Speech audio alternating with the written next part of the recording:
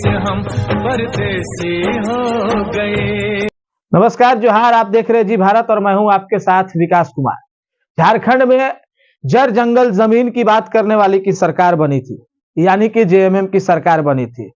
इस पार्टी का मोटिव था कि हमें आदिवासियों की जमीनों का संरक्षण करना है, उन्हें बचाना है, जमीनों का जो लूट हो रहा है उस पर अंकुश लगाना है।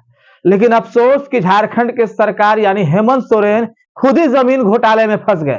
जी हाँ, हम गलत नहीं सही कह रहे हैं। अबुआ राज का बबुआ अब चले, क्योंकि ईडी ने उसे गिरफ्तार कर लिया है।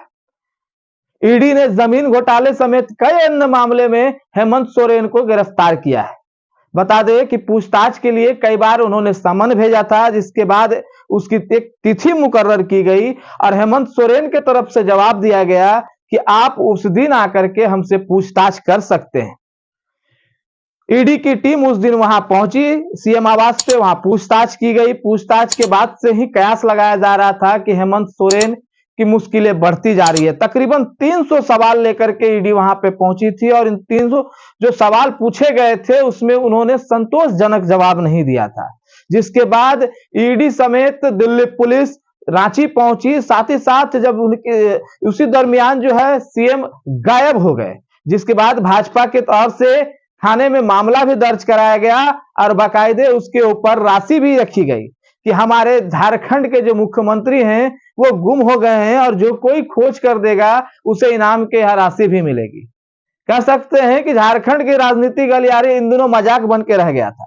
जिसके बाद सीएम अचानक से प्रकट होते हैं, मतलब उपस्थिति बताते हुए वो सीएम आवास जाते हैं, जिसके बाद ईडी काफी घंटों तक पूछताछ करती है और अंततः खबर आती है कि अबुआ राज का बबुआ अब गिरफ्तार हो गए हैं, यानी कि सीएम गिरफ्तार हो गए हैं। इस बीच पूरी हलचल मच गई, विधायक दल के जो खेमे हैं उसमें हलचल मच गई। इस्तीफा देने की बात चल रही थी और इस्तीफा देने के बाद हेमंत सोरेन की पत्नी कल्पना सोरेन को मुख्यमंत्री बनाने का प्रस्ताव रखा गया, लेकिन विधायक दल ने इसका विरोध किया और इसके बाद काफी राय मशेरा होने के बाद अब जो है चंपई सोरेन पर इन लोगों ने विश्वास जताया है। विधायक दल के नेता ने चंपई सोरेन का समर्थन किया और उन्होंने कहा कि चंपई सोरेन को विधायक दल के नेता ने मुख्यमंत्री चुन लिया है।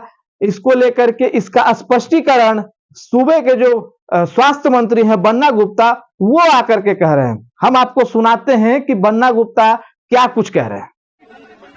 विधायक दल के नेता के रूप में चंपई सोरेन को हम लोगों ने चुन लिया है।